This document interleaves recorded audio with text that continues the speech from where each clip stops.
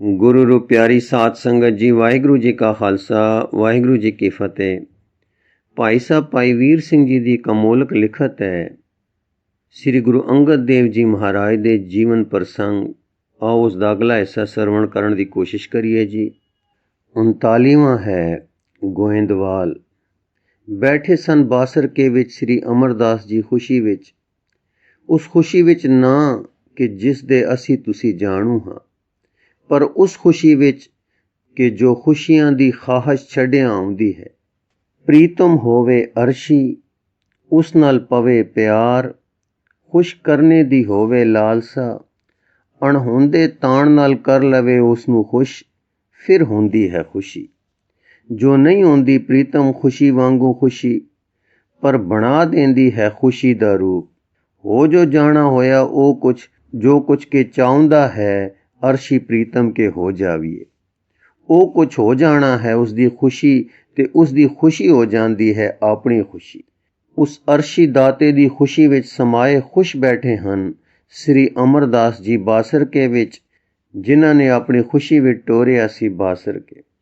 ਇਸ ਤਰ੍ਹਾਂ ਦੇ ਰੰਗਾਂ ਵਿੱਚ ਬੀਤ ਰਹੇ ਦਿਨਾਂ ਵਿੱਚ ਇੱਕ ਦਿਨ ਆ ਗਿਆ ਸਦਾ, ਸੈਨਤਾ ਦੇ ਖੰਭ ਨਾਲ ਉੱਡਦਾ, ਖਡੂਰ ਵਿੱਚ ਬੈਠੇ ਅਰਸ਼ੀ ਬਾਲਮ ਦਾ, ਆ ਜਾਓ ਹੁਣ ਮੇਰੇ ਕੋਲ। ਪਿਆਰੇ ਦੀ ਖੁਸ਼ੀ ਲੱਖ ਕੇ ਫੇਰ ਉੱਠ ਟੁਰੇ ਉੱਥੋਂ, ਜੋ ਕਦੇ ਸੀ ਸਵਦੇਸ਼ ਤੇ ਫਿਰ ਹੋ ਗਿਆ ਸੀ ਪਰਦੇਸ਼, ਤੇ ਅਰਸ਼ੀ ਪ੍ਰੀਤਮ ਦੇ ਮੁੜੇ ਘੱਲਣ ਕਰਕੇ ਫਿਰ ਹੋ ਰਿਹਾ ਸੀ ਸਵਦੇਸ਼। ਅੱਜ ਉਹ ਸਵਦੇਸ਼ ਹੋ ਰਿਹਾ ਦੇਸ਼ ਫਿਰ ਵਿਦੇਸ਼ ਹੋ ਗਿਆ। ਸਦਾ ਜੋ ਆ ਗਿਆ ਪ੍ਰੀਤਮ ਦੇ ਦੇਸ਼ ਆਪਣਨ ਦਾ, ਜੋ ਸਵਦੇਸ਼ ਹੈ ਪ੍ਰੀਤਮ ਦਾ ਹੋਣ ਕਰਕੇ। ਬਿਰਧ ਪ੍ਰੇਮੀ ਜੀ ਪਰ ਪਿਰਮ ਰਸਾਂ ਨਾਲ ਜਵਾਨ ਹੋ ਗਏ ਪ੍ਰੇਮੀ ਜੀ, ਅਪੜ ਪਏ ਖਡੂਰ। ਸੰਨੇ ਸੰਨੇ ਚਲਦੇ, ਦਿਲ ਨੈਣਾ ਦੇ ਭਾਰ ਚਲਦੇ, ਜਾਂ ਪ੍ਰਾਪਤ ਹੋਏ ਪਵਿੱਤਰ ਚਰਨਾਂ ਨੂੰ। ਜਿਨ੍ਹਾਂ ਕਮਲਾਂ ਤੋਂ ਕੂਲੇ ਕੂਲੇ ਚਰਨਾਂ ਵਿੱਚ ਜਾ ਤਾਰੇ ਕਮਲ ਕਟੋਰੀਆਂ ਵਰਗੇ ਜਲ ਭਰੇ ਨੈਣ, ਡੁੱਲ ਪਏ ਪ੍ਰੇਮ ਰਸ ਭਰੇ ਨੈਣ। ਤਰ ਬਤਰ ਹੋ ਗਏ ਚਰਨ ਕਮਲ, ਜੋ ਸਦਾ ਭਰੇ ਰਹਿੰਦੇ ਹਨ ਪ੍ਰੇਮ ਰਸਾਂ ਨਾਲ, ਪਰ ਸਦਾ ਸਮਾਂ ਲੈਂਦੇ ਹਨ ਆਪਣੇ ਵਿੱਚ ਪ੍ਰੇਮੀ ਰਸ ਨਾਲ ਭਰੀਆਂ ਪ੍ਰੇਮੀ ਦੀਆਂ ਪ੍ਰੇਮ ਨੈਆਂ ਨੂੰ। ਜਿਵੇਂ ਸਾਗਰ ਸਾਰੀਆਂ ਨਦੀਆਂ ਦੇ ਜਲ ਸਵੀਕਾਰ ਕਰਦਾ, ਨਾ ਕਦੇ ਹੋਰ ਲਈ ਭੁੱਖਾ ਹੋਇਆ ਤੇ ਨਾ ਹੀ ਕਦੇ ਸਦ ਪੈਂਦੀਆਂ ਨਾਲ ਰੱਜ ਉਛਲੇ। ਇਸ ਤਰ੍ਹਾਂ ਪ੍ਰੇਮ ਰਸ ਭਰੇ ਆਏ। ਸ੍ਰੀ ਅਮਰਦਾਸ ਜੀ ਦੀ ਸੁਰਤ ਸਮਾ ਰਹੀ ਹੈ ਸੁਰਤੇ ਵਿੱਚ। ਸੀਸ ਤੇ ਫਿਰ ਰਿਹਾ ਹੈ ਸਮਾਈ ਕਰ ਲੈਣ ਵਾਲਾ ਯਮਨਾ ਵਾਲਾ ਕਰ ਕਮਲ। ਅਰਸ਼ੀ ਪ੍ਰੀਤਮ ਨੇ ਜੋ ਹੁਣ ਪ੍ਰੇਮੀ ਬਣ ਰਹੇ ਸਨ ਆਪਣੇ ਪ੍ਰੇਮੀ ਦੇ, ਪ੍ਰੇਮੀ ਪ੍ਰੀਤਮ ਦੇ ਮੱਥੇ ਹੇਠ ਆਪਣਾ ਸੋਹਣਾ ਹੱਥ ਦੇ ਕੇ ਸੀਸ ਉਚਾਇਆ ਤੇ ਪਾਸ ਬਹਾਲ ਲਿਆ। ਸੁਖ ਸਾਂਦ ਪੁੱਛੀ ਹੁਣ ਰਸਨਾ ਨਾਲ ਵੀ, ਜੋ ਲਖ ਲਈ ਸੀ ਪਹਿਲੋਂ ਹਿਰਦੇ ਨਾਲ। ਫਿਰ ਸਾਰੇ ਪਰਿਵਾਰ ਦੀ ਸੁਖਸਾਂਦ ਪੁੱਛੀ, ਸਭ ਤੋਂ ਪਿੱਛੋਂ ਪੁੱਛੀ ਪਰਮੇਸ਼ਰ ਪਿਆਰੀ ਪੁੱਤਰੀ ਬੀਬੀ ਅਮਰੋਂ ਦੀ ਸੁਖਸਾਂਦ, ਜੋ ਦਸੀ ਸ਼ੁਕਰ ਭਰੇ ਦਿਲ ਤੇ ਸ਼ਰਧਾ ਭਰੇ ਨੈਣਾ ਨਾਲ, ਜੁੜੇ ਹੱਥਾਂ ਦੀ ਅੰਜਲੀ ਨਾਲ ਸ੍ਰੀ ਅਮਰਦਾਸ ਜੀ ਨੇ ਕਿ ਉਪਕਾਰ ਮੂਰਤੀ ਕਾਕੀ ਸੁਖੀ ਹੈ। ਆਪ ਚੰਦਨ ਵਾਂਗੂ ਸੀਤਲ ਹੈ, ਨਾਮ ਸੁਗੰਧ ਵਿੱਚ ਮਗਨ ਹੈ, ਤੇ ਨਾਮ ਦੀ ਸੁਗੰਧੀ ਦਾਨ ਹੋ ਰਹੀ ਹੈ। ਪਰਿਵਾਰ ਵਿੱਚ ਦੀਆਂ ਤੇ ਪਿੰਡ ਵਿੱਚ ਦੀਆਂ ਤੇ ਦੁਪਾਸਿਓਂ ਪੁੱਛਣ ਆਈਆਂ ਮਾਈਆਂ ਬੀਬੀਆਂ ਵਿੱਚ। ਇਸ ਤਰ੍ਹਾਂ ਗੱਲਾਂ ਬਾਤਾਂ ਕਰਦਿਆਂ ਲੰਗਰ ਦਾ ਸੱਦਾ ਆ ਗਿਆ। ਸਾਰੇ ਲੰਗਰ ਸਥਾਨ ਚਲੇ ਗਏ। ਜਦ ਸਾਰੇ ਛਕ ਚੁੱਕੇ ਤੇ ਆਪੋ ਆਪਣੇ ਟਿਕਾਣੇ ਚਲੇ ਗਏ, ਇਕਾਂਤ ਹੋ ਗਈ, ਤਾਂ ਸ੍ਰੀ ਗੁਰੂ ਜੀ ਨੇ ਸ੍ਰੀ ਅਮਰਦਾਸ ਜੀ ਨੂੰ ਆਖਿਆ, ਪੁਰਖਾ ਸਾਥੋਂ ਦੂਰ ਰਹਿਣਾ ਤੁਸਾਂ ਲਈ ਅਚਲ ਹੈ। ਚਾਹੋ ਤੁਸੀਂ ਚੱਲ ਲਿਆ ਹੈ ਤੇ ਅੱਗੋਂ ਵੀ ਚੱਲ ਲੈ ਸੋ। ਤੁਸੀਂ ਖੁਸ਼ੀ ਨਾਲ ਚੱਲ ਲੈ ਸੋ, ਕਿਉਂ ਜੋ ਤੁਸਾਂ ਨੇ ਅਪਣਾ ਲਈ ਹੈ ਮੇਰੀ ਖੁਸ਼ੀ ਮੇਰੀ ਹੋਣ ਕਰਕੇ। ਮੇਰੀ ਖੁਸ਼ੀ ਹੁਣ ਇਹ ਹੈ ਕਿ ਦੂਰ ਨਾ ਰਹੋ। ਪਾਸ ਰਹਿਣੇ ਵਿੱਚ ਦਿਸ ਰਿਹਾ ਹੈ ਕਿ ਤੁਸਾਂ ਲਈ ਖੇਚਲ ਹੈ। ਤੁਸਾਂ ਦੀ ਖੇਚਲ ਵਿੱਚ ਮੇਰੀ ਖੁਸ਼ੀ ਨਹੀਂ। ਹਾਂ ਦੇਖੋ, ਕਰਤਾ ਪੁਰਖ ਨੇ ਪਾਸ ਰਹਿਣ ਤੇ ਦੂਰ ਰਹਿਣ ਦੇ ਵਿਚਕਾਰ ਇੱਕ ਵਿਉਂਤ ਸਾਜ ਦਿੱਤੀ ਹੈ। ਉਹ ਹੈ ਨੇੜੇ ਰਹਿਣਾ। ਨੇੜੇ ਹੋਸੇ ਤਾਂ ਦੂਰੀ ਵਾਲੇ ਘਾਟੇ ਘਟ ਜਾਣਗੇ। ਨੇੜੇ ਹੋਸੇ ਤਾਂ ਪਾਸ ਰਹਿਣ ਵਾਲੀਆਂ ਚੋਭਾਂ ਦੂਰ ਰਹਿਸਣ। ਨੇੜੇ ਰਹਿਣ ਵਿੱਚ ਪਾਸ ਰਹਿਣ ਨਾਲੋਂ ਵਿਥ ਜੋ ਰਹਿਸੀ। ਵਿਥ ਚੋਭਾਂ ਨੂੰ ਵਿਥ ਤੇ ਰੱਖਦੀ ਹੈ। ਉਹ ਵਿਉਂਤ ਜੋ ਕਰਤਾਰ ਨੇ ਸਾਜੀ ਹੈ, ਇਹ ਹੈ ਕਿ ਤੂੰ ਹੁਣ ਬਿਆਸਾ ਕਿਨਾਰੇ ਤੇ ਜਾ ਵਸੇ। ਨੇੜੇ ਹੋ ਜਾਣ ਕਰਕੇ ਮੇਲ ਗੇਲ ਸੌਖੇ ਹੋ ਰਹਿਣਗੇ। ਵਾਸਾ ਤੁਸਾਂ ਦਾ ਸੁਤੰਤਰ ਹੋ ਜਾਏਗਾ। ਕਰਤਾ ਪੁਰਖ ਦੀ ਸੇਵਾ ਦਾ ਕੰਮ ਚੰਗਾ ਕਰ ਸਕੋਗੇ। ਜੋ ਪੰਡ ਕਿ ਹੁਣ ਤੁਸਾਂ ਸਿਰ ਧਰ ਜਾਣੀ ਹੈ, ਜਿੱਥੇ ਟਿਕਾਣਾ ਕਰਨਾ ਹੈ ਪੱਤਣ ਦਾ ਥਾਂ ਹੈ ਬਿਆਸਾ। ਉਰਾਰ ਪੁਆਰ ਆਉਣ ਜਾਣ ਵਾਲੇ ਮੁਸਾਫਰਾਂ ਨੂੰ ਆਰਾਮ ਦਾ ਟਿਕਾਣਾ ਮਿਲ ਜਾਏਗਾ। ਵਸਤੀ ਵਸ ਪਵੇਗੀ। ਜੋ ਵਸ ਵਸ ਪਈ ਉਜੜਦੀ ਹੈ, ਤੁਹਾਡੇ ਕਦਮਾਂ ਦੀ ਬਰਕਤ ਨਾਲ ਵਸੇਗੀ। ਕਈ ਜੀਵਾਂ ਦੇ ਰੋਜ਼ਗਾਰ ਟੁਰ ਪੈਣਗੇ। ਭਲਾ ਹੋਵੇਗਾ ਜਗਤ ਦਾ। ਤੁਸਾਂ ਦਾ ਡੇਰਾ ਹੋਣ ਕਰਕੇ ਭੁੱਖੇ ਪਿਆਸੇ ਦੁਖੀ ਦਰਦ ਰੰਜਾਣੇ ਦੀ ਸਾਰ ਹੋਵੇਗੀ। ਨਾਮ ਦਾ ਪੱਲੂ ਫਿਰੇਗਾ। ਕਿਉਂ? ਸ੍ਰੀ ਅਮਰਦਾਸ ਜੀ ਦਿਲ ਜੋੜ ਕੇ ਸੁਣ ਰਹੇ ਸਨ। ਇੱਕ ਲੰਮਾ ਪਰ ਹਲਕਾ ਸੁੱਖ ਤੇ ਸਹੂਲਤ ਵਾਲਾ ਸਾਹ ਲੀਤਾ ਤੇ ਹੱਥ ਜੋੜ ਕੇ ਆਖਿਆ, ਜੋ ਕਰਾਓ ਕਰਨਾ ਹੈ। ਬਲ ਬਖਸ਼ੋ ਕਿ ਇਸ ਅਬਲ ਤੋਂ ਆਪ ਦੀ ਚਿਤਵੀ ਸਬਲ ਸੇਵਾ ਸਰ ਆਵੇ। ਸ੍ਰੀ ਗੁਰੂ ਜੀ, ਇੱਕ ਮਰਵਾਹਾ ਖੱਤਰੀ ਹੈ, ਨਾਮ ਹੈ ਗੋਂਦਾ। ਬਿਆਸੇ ਲਾਗੇ ਉਸਦੀ ਬਹੁਤ ਸਾਰੀ ਭੋਏ। ਵਸਾਰਿਆ ਹੈ ਵਸਤੀ ਉੱਥੇ। ਵਲ ਵਲ ਕੇ ਪੈਂਦੇ ਸੂ ਵਿਗਨ ਵਸਤੀ ਵਸਾਉਣ ਵਿੱਚ। ਕਿਵੇਂ ਵਿਗਨ ਵਿਨਾਸ਼ ਹੋਣ ਵਸੇਬੇ ਵਿੱਚ। ਇਸ ਲਈ ਆਇਆ ਸੀ ਸਾਡੇ ਪਾਸ। ਬਿਨੇ ਕਰਦਾ ਸੀ ਕਿ ਚੱਲ ਵਸੋ ਉੱਥੇ। ਅਸਾਂ ਆਖਿਆ ਕਿ ਅਸੀਂ ਤਾਂ ਉੱਥੇ ਚੱਲ ਵਸਣ ਦਾ ਸੰਕਲਪ ਨਹੀਂ ਧਾਰਦੇ, ਪਰ ਆ ਲੈਣ ਦੇ ਸ੍ਰੀ ਅਮਰਦਾਸ ਜੀ ਨੂੰ। ਉਹ ਜਾ ਵਸਣਗੇ ਉੱਥੇ ਤੇ ਵਸਾ ਦੇਣਗੇ ਤੇਰੀ ਨਗਰੀ, ਤੇ ਤੇਰੀ ਭਾਵਨਾ ਉਹ ਸਾਰੀ ਪੂਰੀ ਕਰ ਦੇਣਗੇ। ਸੋ ਪੁਰਖਾ, ਹੁਣ ਜਦੋਂ ਉਹ ਆਵੇ ਉਸ ਨਾਲ ਜਾ ਕੇ ਦੇਖਣੀ ਜਗ੍ਹਾ, ਫਿਰ ਬੱਝ ਜਾਏਗਾ ਬਾਨਣੂ ਸਾਰਾ। ਇਸ ਤਰ੍ਹਾਂ ਦੀ ਵਾਰਤਾਲਾਪ ਤੋਂ 2-3 ਦਿਨ ਮਗਰੋਂ ਆ ਗਿਆ ਗੋਂਦਾ ਤੇ ਸ੍ਰੀ ਗੁਰੂ ਜੀ ਦੀ ਪਾ ਕੇ ਆ ਗਿਆ, ਲੈ ਗਿਆ ਸ੍ਰੀ ਅਮਰਦਾਸ ਜੀ ਨੂੰ ਨਾਲ। ਸਾਰੀ ਥਾਂ ਤੇ ਟਿਕਾਣੇ ਵੇਖ ਕੇ ਜਦ ਸ੍ਰੀ ਅਮਰਦਾਸ ਜੀ ਮੁੜੇ ਤਾਂ ਸਾਹਿਬਾਂ ਨੇ ਪੁੱਛਿਆ, ਪੁਰਖਾ ਥਾਂ ਕੈਸਾ ਡਿਠੋ? ਸ੍ਰੀ ਅਮਰਦਾਸ ਜੀ ਬੋਲੇ, ਆਗਿਆ ਵਿੱਚ ਵੇਖ ਆਏ ਹਾਂ। ਜਗ੍ਹਾ ਸਖਤ ਹੈ, ਆਪ ਦੀ ਮਿਹਰ ਮੰਗਦੀ ਹੈ। ਸ੍ਰੀ ਗੁਰੂ ਅੰਗਦ ਦੇਵ ਜੀ ਮਿਹਰ ਭਰੇ ਨੈਣਾ ਨਾਲ ਤੱਕੇ ਤੇ ਬੋਲੇ, ਪੁਰਖਾ ਤੇਰੇ ਕਦਮਾਂ ਦੀ ਯਮਨ ਯਾਨੀ ਬਰਕਤਾਂ ਨਾਲ ਸੁਭਾਗ ਹੋਵੇ ਸੀ। ਸ੍ਰੀ ਅਮਰਦਾਸ ਜੀ, ਅਰਸ਼ ਕੁਰਸ਼ ਦੇ ਸੋਹਣੇ ਮਾਲਕ ਜੀਓ, ਤੁਸਾਂ ਦੀ ਆਗਿਆ ਵਿੱਚ ਹਨ ਸਾਰੇ ਯਮਨ। ਤਦ ਸਤਿਗੁਰ ਨੇ ਆਪਣੇ ਹੱਥ ਦੀ ਛੜੀ ਦਿੱਤੀ ਤੇ ਕਿਹਾ, ਜਾਓ ਫੇਰੋ ਇਹ ਸਾਰੇ, ਧਰਤੀ ਨੂੰ ਸੁਭਾਗ ਕਰੋ ਤੇ ਆਪਣੇ ਲਈ ਪੂਰਬਲੇ ਪਾਸੇ ਟਿਕਾਣਾ ਦੱਸਾਓ। ਸ੍ਰੀ ਅਮਰਦਾਸ ਜੀ ਚਲੇ ਗਏ ਆਗਿਆ ਪਾਲਨ। ਜਾ ਕੇ ਜਗ੍ਹਾ ਦੇਖੀ, ਫਿਰ ਕੇ ਛੜੀ ਫੇਰੀ ਸਾਰੇ। ਇੱਕ ਥਾਂ ਖੜੋ ਕੇ ਅਰਦਾਸ ਕੀਤੀ। ਗੁਰੂ ਨਾਨਕ ਗੁਰੂ ਅੰਗਦ ਦਾ ਧਿਆਨ ਕਰਕੇ, ਗੋਂਦੇ ਦਾ ਲਿਆਂਦਾ ਮਿੱਠਾ ਵੰਡ ਦਿੱਤਾ ਪ੍ਰਸ਼ਾਦ ਕਰਕੇ ਤੇ ਕਿਹਾ, ਗੁਰੂ ਟੇਕ ਤੇ ਕੰਮ ਕਰੋ, ਵਿਘਨਕਾਰੀ ਸਾਮਾਨ ਤੇ ਬਲ ਦੂਰ ਹੋ ਗਏ ਹਨ ਗੁਰੂ ਕੀ ਮਿਹਰ ਨਾਲ। ਇਹ ਕਹਿ ਕੇ ਆਪ ਖਡੂਰ ਆ ਗਏ। ਇਮਾਰਤ ਦੇ ਸਾਮਾਨ ਉੱਥੇ ਜਮ੍ਹਾਂ ਸਨ। ਤਿਆਰੀ ਹੋ ਚੁੱਕੀ ਹੋਈ ਸੀ। ਰਾਜ ਮਜੂਰ ਤਿਰਖਾਣ ਲੋਹਾਰ ਹਾਜ਼ਰ ਸਨ। ਇੱਕਦਮ ਕੰਮ ਆਰੰਭ ਹੋ ਗਏ। ਬਾਜ਼ਾਰ ਬਣਿਆ, ਦੁਕਾਨਾਂ ਪੈ ਕੇ ਘਰ ਬਣੇ, ਸਰਾਂ ਸ਼ੁਰੂ ਹੋਈ। ਇਉਂ ਸ੍ਰੀ ਅਮਰਦਾਸ ਜੀ ਦੀ ਆਗਿਆ ਵਿੱਚ ਗੋਇੰਦਵਾਲ ਵਸ ਪਿਆ। ਸ੍ਰੀ ਅਮਰਦਾਸ ਜੀ ਦੇ ਲਈ ਜੋ ਥਾਂ ਗੁਰੂ ਆਗਿਆ ਵਿੱਚ ਚੁਣਿਆ ਗਿਆ ਸੀ, ਸੋ ਗੋਂਦੇ ਨੇ ਸਾਫ਼ ਕਰਵਾ ਦਿੱਤਾ। ਖਡੂਰ ਤੋਂ ਘੱਲੇ ਗੁਰੂ ਅੰਗਦ ਦੇਵ ਜੀ ਦੇ ਸਿੱਖ ਆਏ ਤੇ ਉਹਨਾਂ ਨੇ ਆਪਣੀ ਨਿਗਰਾਨੀ ਵਿੱਚ ਸਗੋਂ ਆਪਣੇ ਹੱਥੀਂ ਸੇਵਾ ਕਰਕੇ ਬਹੁਤ ਸੁੰਦਰ ਮੰਦਰ ਬਣਾ ਲਿਆ ਤੇ ਸ੍ਰੀ ਗੁਰੂ ਜੀ ਨੂੰ ਖਬਰ ਘੱਲ ਦਿੱਤੀ। ਸ੍ਰੀ ਗੁਰੂ ਜੀ ਨੇ ਆਗਿਆ ਕੀਤੀ ਕਿ ਜਾਓ ਹੁਣ ਵਸੋ ਗੋਇੰਦਵਾਲ। ਸ੍ਰੀ ਅਮਰਦਾਸ ਜੀ ਹੁਣ ਸਿਰ ਚਰਨਾਂ ਤੇ ਧਰ ਕੇ, ਪਾਵਨ ਛੋ ਸੁਭਾਗ ਮੱਥੇ ਨੂੰ ਲਾ ਕੇ, ਜਲ ਭਰੇ ਨੈਣਾ ਨਾਲ ਉੱਠੇ ਤੇ ਮੂੰਹ ਸਨਮੁਖ ਰੱਖੀ ਟੁਰ ਪਏ ਨਵੇਂ ਵਾਸ ਅਸਥਾਨ ਨੂੰ। ਜਾਂ ਟਿਕਾਣੇ ਆਪਣੇ ਤੇ ਆਪਣੇ ਵਸੇਬੇ ਦਾ ਮੰਦਰ ਡਿੱਠਾ ਡਾਢਾ ਸੋਹਣਾ ਤੇ ਵੱਡਾ, ਤਾਂ ਡੁੱਲ ਡੁੱਲ ਪੈਂਦੇ ਅਦਬ ਵਾਲੇ ਪ੍ਰੇਮ ਭਾਰੇ ਦਿਲ ਨੇ ਹੌਕਾ ਖਾਦਾ। ਬੋਲੇ ਅਮਰ ਅਮਰ ਗੁਰੂ ਕੇ ਨਫਰ ਅਮਰ, ਨਫਰ ਲਈ ਐਡਾ ਸੋਹਣਾ ਧੌਲ ਹਰ ਤੇ ਮਾਲਕ ਲਈ ਖਡੂਰ ਵਿੱਚ ਸਾਧਾਰਨ ਕਰ ਹੈ। ਇਹ ਭਲਿਆ ਲੋਕਾਂ ਤੇਰੇ ਲਾਇਕ ਨਹੀਂ, ਪਾ ਕੋਈ ਝੁੱਗੀ ਤੇ ਰਹੋ ਉਦਾਸ ਹੋ ਕੇ। ਇਸ ਨੂੰ ਨਾ ਤੱਕ, ਇਹ ਕਹਿ ਕੇ ਆਪ ਅੱਗੇ ਨਾ ਵਧੇ ਤੇ ਉੱਥੇ ਹੀ ਅਟਕ ਗਏ ਤੇ ਫਿਰ ਵਿੱਥ ਤੇ ਜਾ ਖੜੋਤੇ। ਥੋੜੇ ਚਿਰ ਵਿੱਚ ਕੀ ਦੱਸਿਆ ਕਿ ਮੰਦਰ ਨੂੰ ਅੱਗ ਲੱਗ ਗਈ ਹੈ। ਸਿੱਖ ਦੌੜੇ ਆਏ, ਹੇ ਗੁਰੂ ਕੇ ਤਾਰੇ ਸਵਾਰੇ ਦਾਤਾ, ਅਸਾਂ ਬੜੇ ਪ੍ਰੇਮ ਨਾਲ ਮੰਦਰ ਸਾਜਿਆ ਸੀ, ਇਹ ਕੀ ਭਾਣਾ ਵਰਤਿਆਂ ਨੇ, ਸਾਡੀ ਘਾਲ ਥਾਂ ਨਾ ਪਈ।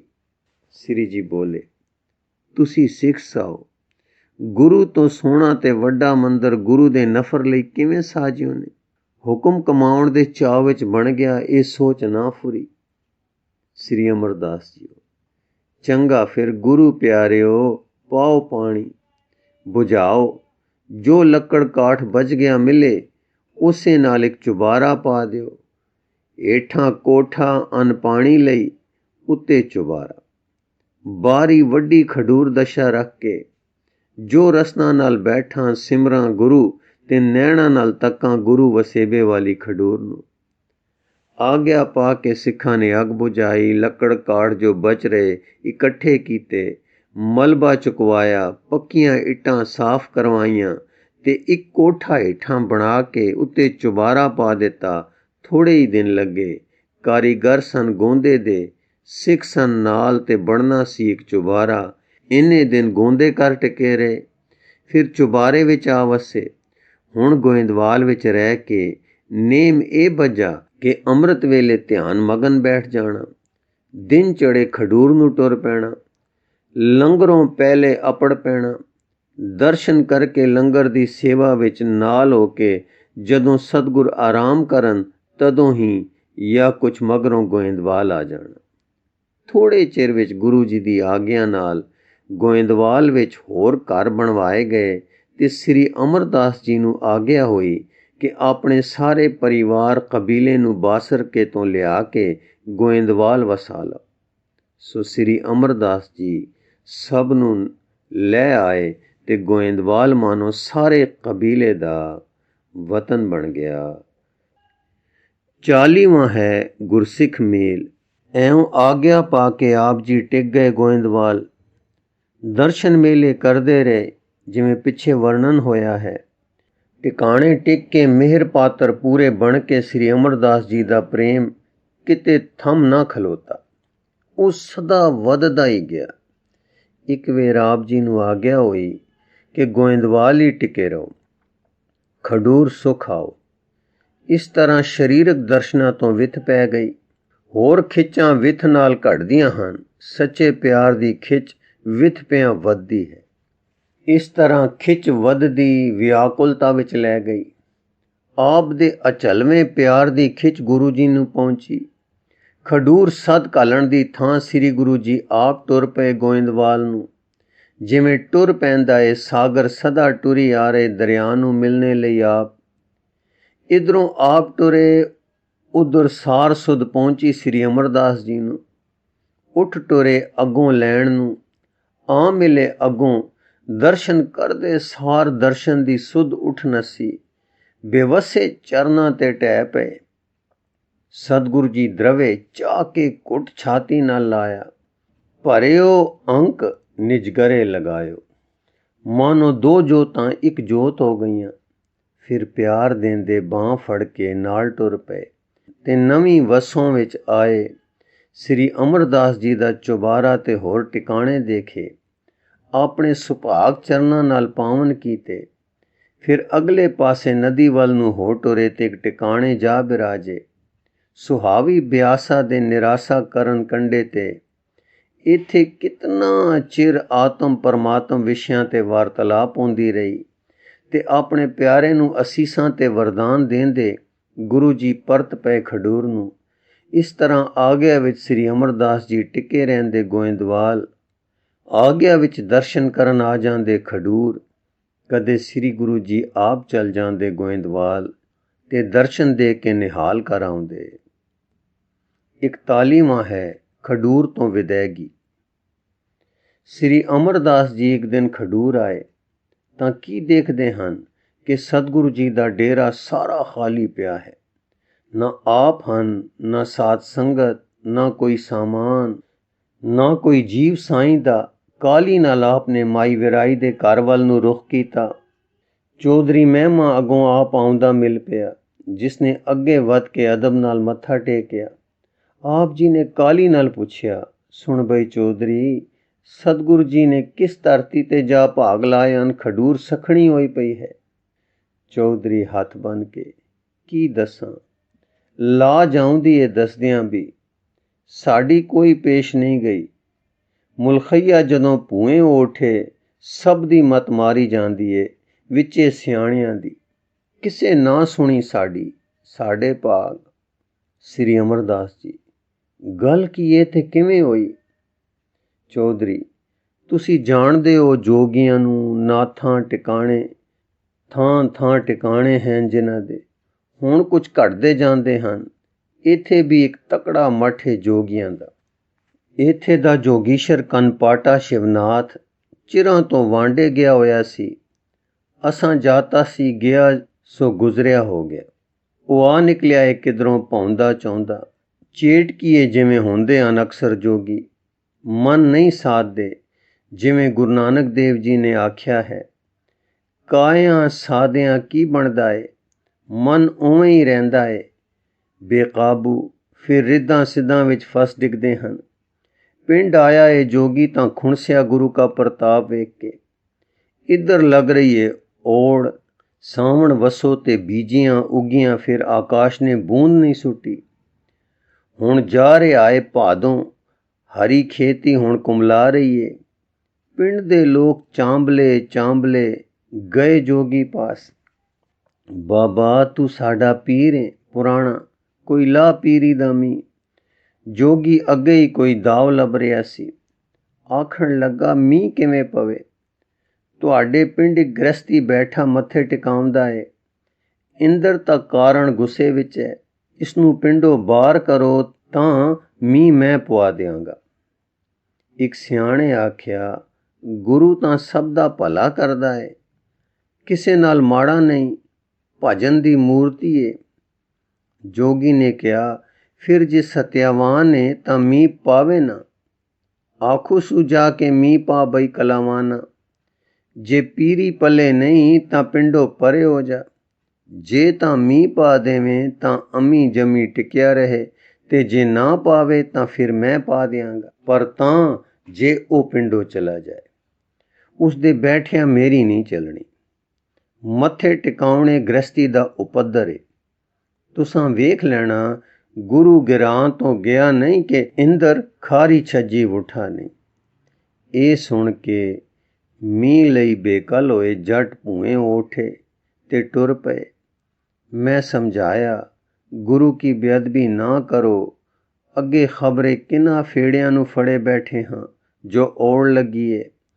ਤਖਤ ਮਲ ਨੇ ਵੀ ਸਮਝਾਇਆ, ਪਰ ਪੇਸ਼ ਨਾ ਜਾਣ ਦਿੱਤੀ ਜੋਗੀ ਦੀ ਸਿਖਾਵਟ ਨੇ। ਜਾ ਪਹੁੰਚੇ ਲੋਕ ਗੁਰੂਦੁਆਰੇ, ਜਾ ਆਖਿਓ ਨੇ, ਗੁਰੂ ਜੀ ਮੀਂਹ ਵਸਾਵੋ, ਓੜ ਲੱਗ ਰਹੀ ਹੈ। ਠਰਮੇ ਦੇ ਮਾਲਕ ਗੁਰੂ ਜੀ ਸਹਿਜ ਨਾਲ ਬੋਲੇ, ਭਾਈ ਮੀਂਹ ਮਾਲਕ ਦੇ ਹੱਥ ਹੈ। ਜੱਟ ਬੋਲੇ, ਤੁਸੀਂ ਜੋ ਗੁਰੂ ਹੋ, ਲਾਓ ਨਾ ਕੋਈ ਪੀਰੀ। ਗੁਰੂ ਜੀ ਬੋਲੇ, ਵਸਾਏਗਾ ਆਪ ਵਸਾਉਣ ਹਾਰ, ਜਿਸ ਨੂੰ ਫਿਕਰ ਹੈ ਆਪਣੀ ਰਚੀ ਦਾ, ਪ੍ਰਤੀਤ ਕਰੋ ਉਸ ਉੱਤੇ। ਜੱਟ ਬੋਲੇ, ਜੇ ਫਿਕਰ ਹੈ ਸੋ ਤਾਂ ਪਾਉਂਦਾ ਕਿਉਂ ਨਹੀਂ? ਗੁਰੂ ਜੀ ਬੋਲੇ, ਸਦਾ ਪਾਉਂਦਾ ਏ, ਕਦੇ ਅੱਗੇ ਕਦੇ ਵੇਲੇ ਸਿਰ, ਕਦੇ ਜ਼ਰਾ ਵੇਲਾ ਅਟਕਾ ਕੇ। ਆਪਣੀਆਂ ਹਿਕਮਤਾਂ ਉਹ ਆਪ ਜਾਣਦਾ ਏ, ਉਹ ਤਾਂ ਮਿਹਰਬਾਨ ਹੈ। ਸਾਡੇ ਕਰਮ ਵੀ ਕੋਈ ਸ਼ੈ ਹਨ। ਕਰਮ ਵੱਲ ਵੀ ਮਾਰੋ ਝਾਤ ਤੇ ਤਕਵਾ ਰੱਖੋ ਉਸ ਦੀ ਮਿਹਰ ਉੱਤੇ। ਸਿਦਕ ਦੇ ਘਰ ਆਓ ਕਿ ਤਰੁੱਠੇਗਾ ਦਾਤਾ। ਉਹ ਜਾਣਦਾ ਹੈ ਤੇ ਆਪੇ ਤਰੁੱਠਦਾ ਹੈ। ਹਾਂ, ਕਰੋ ਅਰਦਾਸ। ਆਪੇ ਜਾਣੇ ਕਰੇ ਆਪ, आपे आणे रास, तिसै अग्गे नानका, खले कीचै अरदास। जट बोले, बथेरा उਡੀਕਿਆ ਤੇ ਮੰਗਿਆ, ਹੁਣ ਜੋਗੀ ਸਾਡਾ ਪੀਰ ਆਇਆ ਏ। ਆਖਦਾ ਏ ਮੈਂ ਮੀਂਹ ਪਾਉਂਦਾ ਹਾਂ, ਪਰ ਅਟਕਾਰਾ ਤੁਸਾਡਾ ਹੈ, ਤੁਹਾਡੇ ਕਾਣ ਨਹੀਂ ਵਰਦਾ ਮੀਂਹ। ਗੁਰੂ ਜੀ ਮੁਸਕਰਾਏ ਤੇ ਬੋਲੇ, ਅੱਛਾ। ਜੱਟ ਬੋਲੇ, ਹਾਂਜੀ।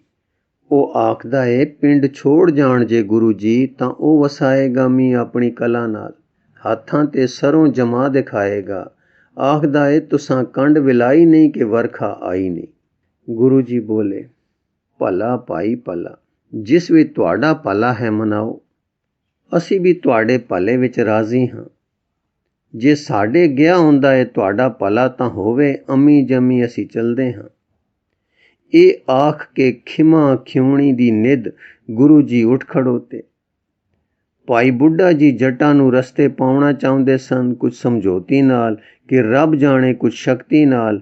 ਅਸੀਂ ਵੀ ਸਮਝਾ ਬੁਝਾ ਰਹੇ ਸਾਂ ਕਿ ਗੁਰੂ ਜੀ ਨੇ ਸਭ ਨੂੰ ਹੋੜ ਦਿੱਤਾ ਕਿ ਜੇ ਇੰਜ ਭਲਾ ਹੁੰਦਾ ਏ ਤਾਂ ਅਟਕਾਰਾ ਨਾ ਪਾਓ। ਉਸ ਵੇਲੇ ਇੱਕ ਸਿੱਖ ਨੇ ਪੁੱਛਿਆ ਸੀ ਕਿ ਇੱਥੋਂ ਇੱਕਦਮ ਉੱਠ ਕੇ ਦਾਤਾ ਜੀ ਉਹ ਜਾਵਾਂਗੇ ਕਿੱਥੇ? ਆਪ ਬੋਲੇ, ਦਾਵੇ ਬਿਨ ਦਰਵੇਸ਼, ਮੁਲਕ ਮਾਲਕ ਦਾ ਮੋਕਲਾ, ਜਿੱਥੇ ਬਹਿ ਗਏ ਦੇਸ਼, ਜਿੱਥੋਂ ਟੁਰੇ ਵਿਦੇਸ਼। ਐਵੇਂ ਦਾ ਕੁਛ ਆਖਦੇ ਟੁਰ ਪਏ ਤੇ ਟੁਰੀ ਗਏ। ਹੁਣ ਜੰਗਲ ਮੰਗਲ ਹੋ ਰਿਹਾ ਹੈ, ਖਾਨ ਰਜਾਦੇ ਦੀ ਜੂ ਵਿੱਚ ਭਾਗ ਲੱਗ ਰਹੇ ਹਨ, ਡੇਰਾ ਸਾਰਾ ਮਗਰੇ ਅਪੜ ਚੁੱਕਾ ਹੈ। ਸ੍ਰੀ ਅਮਰਦਾਸ ਜੀ, ਫਿਰ ਚੌਧਰੀ ਕੋਈ ਕਣੀ ਕਣਾ ਹੋਇਆ? ਚੌਧਰੀ, ਕਣੀ ਕੀ, ਤਪਦੇ ਗਗਨਾਂ ਤੇ ਇੱਕ ਲੀਕ ਨਹੀਂ ਫਿਰੀ ਬਦਲਦੀ। ਲਓ ਜੀ, ਗੁਰੂ ਕੇ ਤਾਂ ਆਪਣੇ ਤਿਆਗ ਵੈਰਾਗ ਵਿੱਚ ਗਏ, ਇੱਧਰ ਤਪੇ ਜੋਗੀ ਦੇ ਭਾ ਦੀ ਆਪੇ ਆ ਬਣੀਏ। ਕਰ ਪਰ ਨੂੰ ਤੇ ਆਵੀ ਘਰ ਨੂੰ ਵਾਲੀ ਗੱਲ ਬਣਦੀ ਦਿਸਦੀ ਏ। ਨਿਰਵੈਰ ਨਾਲ ਵੈਰ ਕਮਾਇਆ ਸੂ, ਆਪਣੇ ਸਿਰ ਪਿਆ ਪੈਂਦਾ ਸੂ। ਮੀਂਹ ਨਹੀਂ ਪਿਆ, ਆਖਦਾ ਸੀ ਗੁਰੂ ਨੂੰ ਕੱਢਣ ਦੀ ਢੇਰ ਏ, ਅੰਬਰ ਪਾਟਣ ਦੀ ਡੋਰ ਨਹੀਂ। ਹੁਣ ਬੀਤ ਗਿਆ ਹੈ ਅਠਵਾਰਾ। ਜੱਟ ਨਿਰਾਸ਼ ਹੋ ਕੇ ਹੁਣ ਭੂਏ ਹੋਏ ਖੜੋਤੇ ਹਨ। ਰੋਜ਼ ਉਸ ਨੂੰ ਫੜ ਬਹਿੰਦੇ ਹਨ। ਪਾ ਮੀਂਹ, ਖੋਲ ਮੁੱਠ, ਆਖ ਇੰਦਰ ਨੂੰ ਵਸੇ। ਜੋਗੀ ਆਲੇ ਕੋਡੀ, ਛਿੱਕੋ ਕੋਡੀ ਕਰਦਾ ਝੱਟ ਪਾਉਂਦਾ ਏ। ਸਿਆਣੇ ਸਿਆਣੇ ਜੱਟ ਗੁਰੂ ਜੀ ਨੂੰ ਕੱਢ ਕੇ ਹੁਣ ਹੱਥ ਮਲਦੇ ਹਨ। ਅਸਾਂ ਸਰਬੱਤ ਦਾ ਭਲਾ ਕਰਨ ਵਾਲੇ ਗੁਰੂ ਨਾਲ ਕਿਉਂ ਵਿਗਾੜੀ? ਹਾਂ ਸੱਚੀ, ਜੋਗੀ ਤਾੜੀਆਂ ਲਾਉਂਦਾ ਏ, ਮੰਤਰ ਪੜ੍ਹਦਾ ਏ, ਅੱਖਾਂ ਮੀਟ ਬਹਿੰਦਾ ਏ, ਪਰ ਬਣਦਾ ਬਣਾਉਂਦਾ ਕੁਝ ਨਹੀਂ। ਇਸ ਤਰ੍ਹਾਂ ਬਾਬਾ ਜੀ ਜੇ ਵਰਖਾ ਹੁੰਦੀਆਂ ਤਾਂ ਫਿਰ ਸਭ ਕੋਈ ਰੱਬ ਬਣ ਬਹਿੰਦਾ। ਠੰਡਾ ਸਾਹ ਲੈ ਕੇ, ਲੋੜ ਬੁਰੀ, ਖਬਰੇ ਹੁਣ ਜੋਗੀ ਦੇ ਭਾ ਕੀ ਬਣਦੀ ਏ। ਇਸ ਤਰ੍ਹਾਂ ਗੱਲਾਂ ਕਰਦੇ ਕਰਦੇ ਕੁਛ ਰੋਲੇ ਦੀ ਆਵਾਜ਼ ਆਈ। ਦੋਵੇਂ ਉਧਰ ਨੂੰ ਵੱਡੀ ਡਿਊਟੀ ਵੱਲ ਨੂੰ ਜਾ ਨਿਕਲੇ। ਕੀ ਦੇਖਦੇ ਹਨ ਕਿ ਜੋਗੀ ਨੂੰ ਲੋਕੀ ਬਾਹਰ ਧੱਕ ਕੇ ਲੈ ਆਏ ਹਨ ਤੇ ਘੇਰੀ ਖਲੋਤੇ ਹਨ। ਪੀਤੋ ਪੀਤ ਵੰਗਾਰਾਂ ਪਾ ਰਹੇ ਹਨ। ਪਾ ਮੀਂਹ, ਖੋਲ ਮੁੱਠ, ਕੱਢ ਇੰਦਰ ਨੂੰ, ਆਖਦਾ ਸੀ ਮੇਰੀ ਮੁੱਠ ਵਿੱਚ ਮੀਂਹ ਏ। ਕੋਈ ਆਖਦਾ ਏ ਐਨ ਗੁਰੂ ਵੀ ਸਾਥੋਂ ਗਵਾਇਆ ਤੇ ਆਪ ਨਿਕਲਿਆ ਥੋਥਾ, ਕੱਢੋ ਸੋ ਬਾਹਰ। ਕਿਸੇ ਕਿਹਾ ਗੁਰੂ ਸੱਚ ਪੁੱਤਰ ਸੀ, ਉਨ ਨਹੀਂ ਬੱਦਾ ਕੋਈ ਦਾਵਾ ਹੈ। ਆਖੇ ਰੱਬ ਦੇ ਵਾਸੇ, ਆ ਦੇਖੋ ਆਪਣੇ ਵਸ ਵਾਲਾ ਭੜੂਆ ਝੂਠਾ। ਕੁਛ ਜੱਟਾਂ ਨੇ ਸ੍ਰੀ ਅਮਰਦਾਸ ਜੀ ਨੂੰ ਸਿਆਣ ਲਿਆ। ਆ ਪੈਰੀਂ ਪਏ, ਬਾਬਿਆ ਆ ਬਾਬਿਆ, ਕੋਈ ਕਰ ਬੌੜੀ ਤੂੰ ਹੋ, ਗੁਰੂ ਕਾ ਪਿਆਰਾ ਏ, ਸਾਡੇ ਵੱਲ ਨਾ ਤੱਕੀ। ਲੋੜ ਕੂ ਫਿਰ ਜ਼ਿਮੀਦਾਰ, ਜੱਟ ਵਿਗਾੜੇ ਮੁਰਸ਼ਦ ਨਾਲ, ਵਿਗਾੜ ਬੈਠੇ ਹਾਂ ਤੂੰ ਸਵਾਰ ਦੇ। ਕਰੀਏ ਕੀ, ਅਸੀਂ ਨਿਖੁੱਟੇ ਵੀ ਕਿੱਧਰ ਜਾਈਏ। ਜਿੰਦ ਜਾਨ ਮਾਲ ਡੰਗਰ ਪੁੱਤ ਧੀ ਸਭ ਕੁਛ ਮੀਂਹ ਦੇ ਪਰਨੇ ਹੋਇਆ। ਲਾਲਚ ਕੇ ਜਿੰਦ ਜਾਨ। ਗੁਰੂ ਕਿਹਾ ਤੂੰ ਸਾਧੂ ਹੈ, ਸਾਡੀ ਰੇਖ ਵਿੱਚ ਮਾਰ ਕੋਈ ਮੇਖ, ਚਾਰ ਕਣੀਆਂ ਵਸਾ ਦੇ। ਵਸ ਪਈਏ ਸਾਰੇ। ਇੱਕ ਨੇ ਦੂਏ ਨੇ ਹੌਲੇ ਜਿਹਾ ਕਿਹਾ, ਬਾਬੇ ਨੂੰ ਲਾਲਚ ਦੇ, ਗੁਰੂ ਨੂੰ ਫੇਰ ਲੈ ਆਵਾਂਗੇ। ਉਹ ਹੱਸ ਪਿਆ, ਕਹਿਣ ਲੱਗਾ ਇਹ ਨਾ ਆਖੀ, ਇਹ ਸਾਥੋਂ ਅਕਲੀਆ ਏ। ਇਹਨੇ ਨੂੰ ਹੋਰ ਭੀੜ ਉਲਟ ਪਈ। ਬਾਬਾ ਆਇਆ, ਬਾਬਾ ਆਇਆ, ਬਾਬਿਆਂ ਤੂੰ ਬਾਬਾ ਏ, ਕਰ ਕੋਈ ਮਿਹਰ। ਗੁਰੂ ਦੀ ਸਹਿਨਸ਼ੀਲਤਾ ਤੇ ਰਜ਼ਾ ਵਿੱਚ ਰਾਜ਼ੀ ਰਹਿਣਾ ਸ੍ਰੀ ਅਮਰਦਾਸ ਜੀ ਦੇ ਨੈਣਾ ਅੱਗੇ ਸੀ ਤੇ ਫਿਰ ਉਹਨਾਂ ਦੀ ਸ਼ਕਤੀਮਾਨਤਾ ਤੇ ਫਿਰ ਨਿਮਰਤਾ ਦਾ ਕਮਾਲ ਅੱਖਾਂ ਅੱਗੇ ਆਵੇ। ਫਿਰ ਉਹਨਾਂ ਦੀ ਖੇਚਲ ਤੇ ਆਪਣਾ ਪ੍ਰੇਮ ਫੁੰਕਾਰੇ ਮਾਰੇ।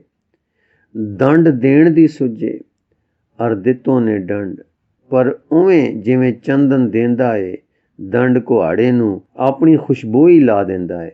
ਕਿਸੇ ਡਾਢੇ ਉਛਾਲ ਦੇ ਵੇਗ ਵਿੱਚ ਸ੍ਰੀ ਅਮਰਦਾਸ ਜੀ ਬੋਲੇ, ਜਿਸ ਗੁਰੂ ਨੂੰ ਕੱਢਿਆ ਜੇ ਉਸ ਦੇ ਨਾਮ ਵਿੱਚ ਵਸਦਾ ਏ ਸਭੋ ਕੁਝ।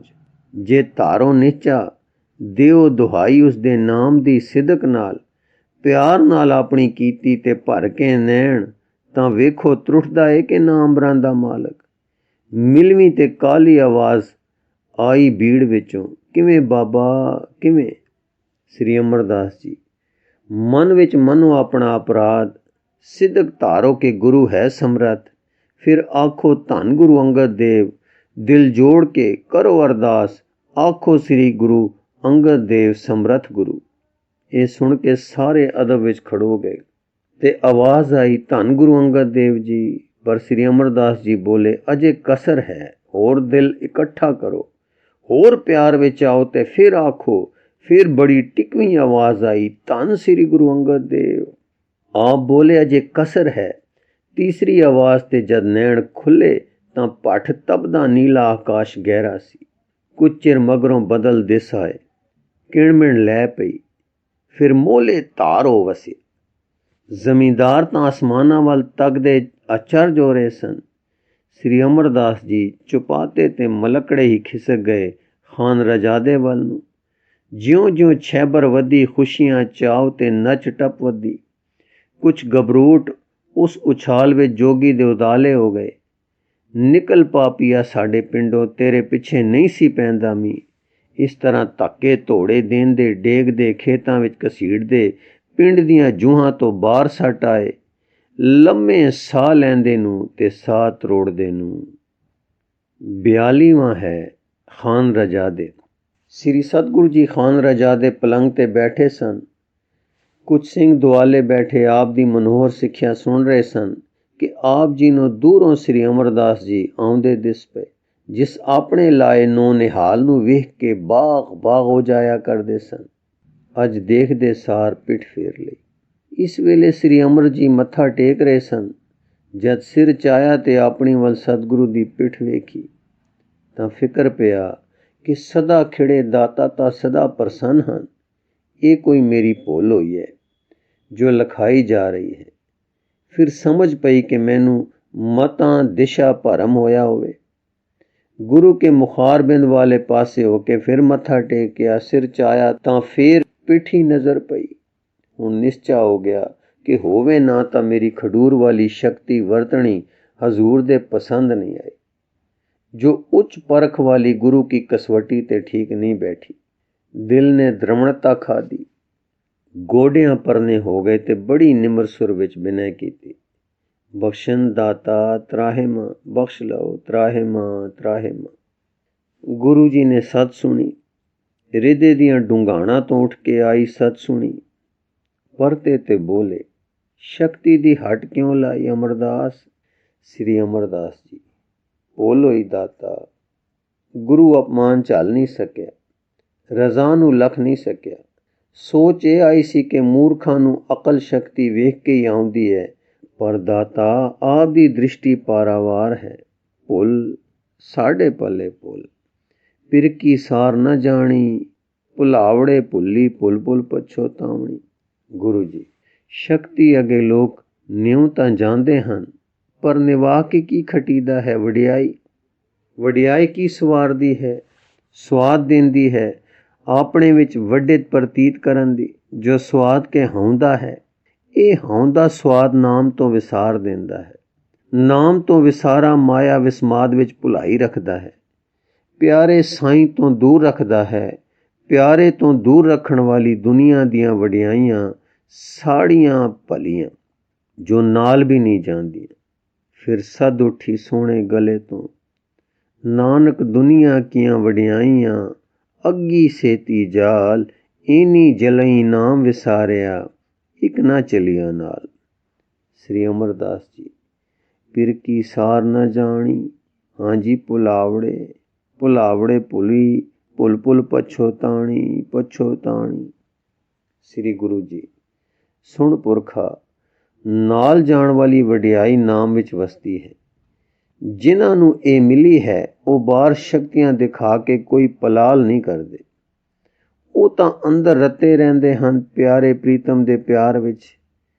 ਨਾਮ ਮੇਲੀ ਰੱਖਦਾ ਹੈ ਨਾਮੀ ਨਾਲ। ਅੰਤਰ ਆਤਮੇ ਇੱਕ ਰਸ ਪ੍ਰਾਪਤ ਹੁੰਦਾ ਹੈ ਜੋ ਅੰਮ੍ਰਿਤ ਵਾਂਗੂ ਮਿੱਠਾ ਤੇ ਅਮਰ ਕਰਨੇ ਵਾਲਾ ਹੁੰਦਾ ਹੈ। ਹੋਰ ਐਸਾ ਕੋਈ ਰਸ ਨਹੀਂ ਜੋ ਇਸ ਅੰਮ੍ਰਿਤ ਤੋਂ ਲੋਵੇ। ਇਹ ਨਾਮ ਅੰਮ੍ਰਿਤ ਗੁਰੂ ਮਿਹਰ ਨਾਲ ਮਿਲਦਾ ਹੈ, ਮਨ ਵਿੱਚ ਵਸਦਾ ਹੈ ਤੇ ਮਨ ਨੂੰ ਰਸਾਵੇਸ਼ ਵਿੱਚ ਰੱਖਦਾ ਹੈ। ਹਾਂ, ਜਿਨ੍ਹਾਂ ਤੇ ਮਿਹਰ ਹੁੰਦੀ ਹੈ, ਧੁਰੋਂ ਦਾਤ ਮਿਲੀ ਹੁੰਦੀ ਹੈ, ਉਹ ਇਸ ਨੂੰ ਪ੍ਰੇਮ ਨਾਲ ਪੀਂਦੇ ਰਹਿੰਦੇ ਹਨ। ਪਰ ਜਿਨ੍ਹਾਂ ਨੂੰ ਪ੍ਰਾਪਤ ਹੁੰਦਾ ਹੈ, ਉਹ ਹੀ ਪੀਂਦੇ ਹਨ ਤੇ ਖੀਵੇ ਰਹਿੰਦੇ ਹਨ। ਕਿਸ ਵਡਿਆਈ ਵਾਲੇ ਨੂੰ ਲੋੜ ਨਹੀਂ ਜਗਤ ਵਡਿਆਈ ਦੀ, ਲੋੜ ਨਹੀਂ ਸ਼ਕਤੀ ਦਿਖਾਲਣ ਦੀ। ਸ੍ਰੀ ਅਮਰਦਾਸ ਜੀ। ਸੱਚ ਦਾਤਾ ਸੱਚ। ਹੁਣ ਸ੍ਰੀ ਗੁਰੂ ਜੀ ਨੇ ਬਾਹੋਂ ਫੜ ਕੇ ਪਾਸ ਬਹਾਲ ਲਿਆ ਤੇ ਬੋਲੇ, ਸੁਣ ਪੁਰਖਾ, ਅੰਦਰ ਹੋਵੇ ਇਹ ਨਾਮ ਅੰਮ੍ਰਿਤ ਤੇ ਗੁਰੂ ਨਾਨਕ ਮਿਹਰ ਨਾਲ ਖੁੱਲ ਪਵੇ ਦ੍ਰਿਸ਼ਟੀ, ਫਿਰ ਕੀ ਦਿਸਦਾ ਹੈ ਦੇਖ। ਸਰਬ ਜੋ ਤੇਰੀ ਪਸਰ ਰਹੀ, ਜੈ ਜੈ ਦੇਖਾਂ ਤੈ ਨਰ ਹਰੀ। ਫਿਰ ਮਨ ਹੋ ਜਾਂਦਾ ਹੈ ਜੀਰਾਂਦ ਵਿੱਚ ਰੁੱਖਾਂ ਤੁਲ, ਫਿਰ ਮਨ ਹੋ ਜਾਂਦਾ ਹੈ ਖਿਮਾ ਵਿੱਚ ਧਰਤੀ ਵਾਂਗ, ਫਿਰ ਮਨ ਹੋ ਜਾਂਦਾ ਹੈ ਅਡੋਲ ਪਰਬਤ ਵਾਂਗ, ਫਿਰ ਮਨ ਹੋ ਜਾਂਦਾ ਹੈ ਨਿਰਮਲ ਬਰਫ਼ ਤੁਲ, ਫਿਰ ਮਨ ਹੋ ਜਾਂਦਾ ਹੈ ਵਿਸ਼ਾਲ ਆਕਾਸ਼ ਤੁਲ, ਫਿਰ ਮਨ ਹੋ ਜਾਂਦਾ ਹੈ ਤੇਜਮਏ ਸੂਰਜ ਵਾਂਗ, ਫਿਰ ਮਨ ਹੋ ਜਾਂਦਾ ਹੈ ਸਰਬੱਤ ਦੇ ਭਲੇ ਵਿੱਚ ਉਮਾਹੂ ਸੂਮੇ ਵਾਂਗ, ਫਿਰ ਮਨ ਹੋ ਜਾਂਦਾ ਹੈ ਸਰਬੱਗ ਕਰਤਾ ਪੁਰਖ ਨਾਲ ਸਾਂਝੀ ਵਾਲ ਹੋ ਕੇ। ਦੇਖ ਭਾਈ, ਹੀਰਾ ਕਣੀ ਨਿੱਕੀ ਪਰ ਪੱਥਰਾਂ ਦੇ ਪਰਬਤ ਤੋਂ ਕੀਮਤੀ। ਹਾਂ ਭਾਈ, ਹੀਰਾ ਕਣੀਆਂ ਨਿੱਕੀਆਂ ਪਰ ਹੀਰਾ। ਸਭ ਮੈਂ ਜੋਤ ਜੋਤ ਹੈ ਸੋਏ, ਸਭ ਮੈਂ ਜੋਤ ਜੋਤ ਹੈ ਸੋਏ। ਆਖਦੇ ਗਾਉਂਦੇ ਦਿਆਲ ਦਾਤਾ ਜੀ ਚੁੱਪ ਹੋ ਗਏ, ਅਡੋਲ ਹੋ ਗਏ, ਟਿਕ ਗਏ ਸਾਈਂ ਰੰਗ ਵਿੱਚ ਨਿਮਗਨ ਹੋ ਕੇ। ਗੁਰੂ ਰੂ ਪਿਆਰੀ ਸਾਧ ਸੰਗਤ ਜੀ, ਇਸ ਲਿਖਤ ਦਾ ਅਗਲਾ ਹਿੱਸਾ ਆਪ ਜੀ ਨੂੰ ਅੱਗੇ ਪੜ੍ਹ ਕੇ ਸਰਵਣ ਕਰਾਉਣ ਦੀ ਕੋਸ਼ਿਸ਼ ਕਰਾਂਗੇ ਜੀ। ਵਾਹਿਗੁਰੂ ਜੀ ਕਾ ਖਾਲਸਾ, ਵਾਹਿਗੁਰੂ ਜੀ ਕੀ ਫਤਿਹ।